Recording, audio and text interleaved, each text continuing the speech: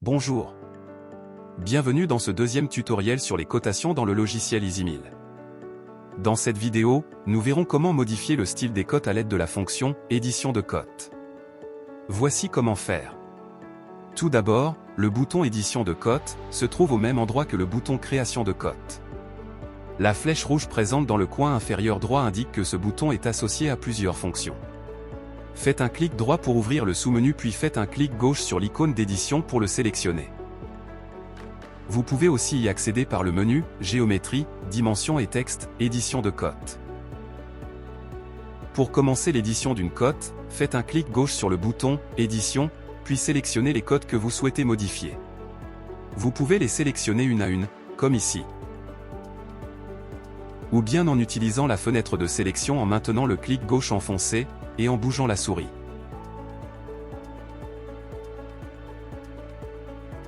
Une fois satisfait de votre sélection, refaites un clic gauche pour la valider. Cliquez ensuite sur le bouton « Valider » à droite de l'écran, en bas de la barre d'outils. Une nouvelle fenêtre s'ouvre. La partie gauche de cette fenêtre concerne les propriétés spécifiques de la sélection. En faisant un clic gauche sur les barres déroulantes, différentes options s'offriront à vous.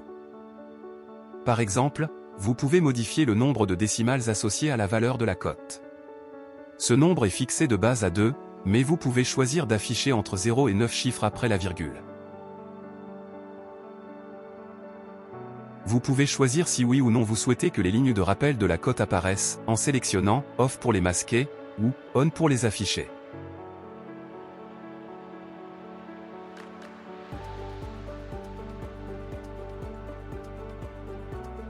Il vous est également possible de modifier la direction des flèches de cotes, voire même les supprimer, comme nous avons fait dans la vidéo sur la création de cotes.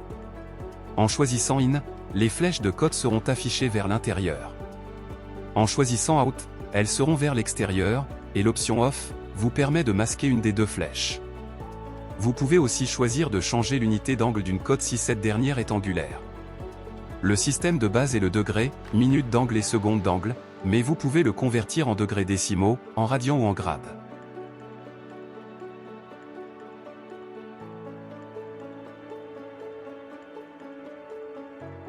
Vous pouvez aussi changer le type de cote, pour dire s'il représente un rayon, un diamètre, ou simplement une distance ou une longueur, auquel cas on choisira l'option aucun. Les checkbox devant chaque ligne servent dans les cas où vous avez sélectionné des cotes ayant des caractéristiques différentes. Prenons l'exemple de deux cotes que l'on édite. L'une contient 2 décimales, et l'autre 3. Si vous décochez la case nombre de décimales, vous pourrez changer l'unité d'angle des deux cotes, sans changer leur nombre de décimales.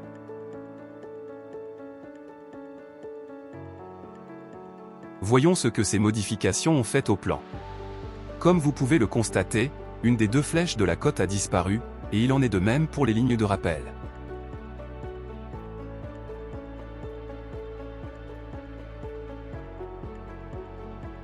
La dernière propriété modifiable dans la partie gauche de la fenêtre est la zone de texte.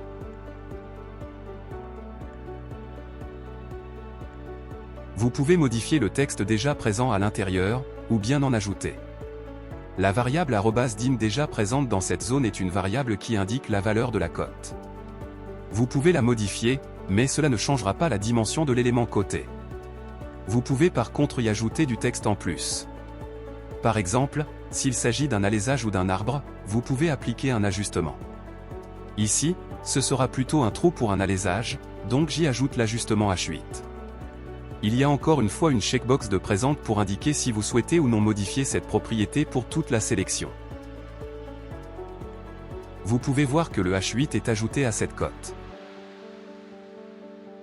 Passons maintenant à la partie droite de la fenêtre de modification. Celle-ci concerne les propriétés générales des cotes. Et chaque modification s'appliquera à toutes les cotes que vous avez déjà placées auparavant. Pour commencer, il vous est possible de changer les préfixes associés à une cote rayon ou diamètre.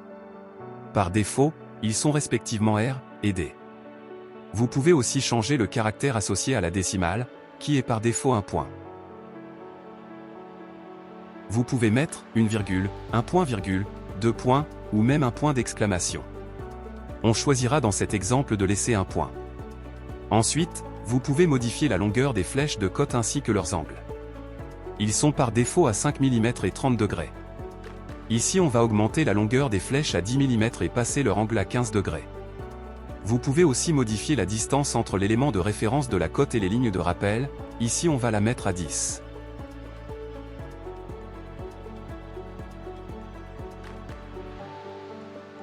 Enfin, vous pouvez changer la taille du texte.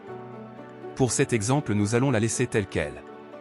Si vous souhaitez que ces paramètres s'appliquent aux prochaines cotes que vous allez créer, cliquez sur « Régler comme courant ».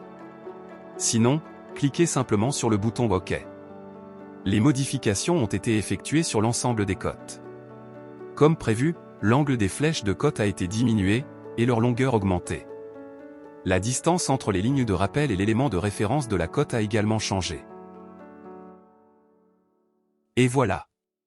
Maintenant vous savez comment modifier le style des cotes sur EasyMill. Dans la prochaine vidéo, nous verrons comment créer du texte. Merci d'avoir suivi cette vidéo, et à bientôt pour une prochaine.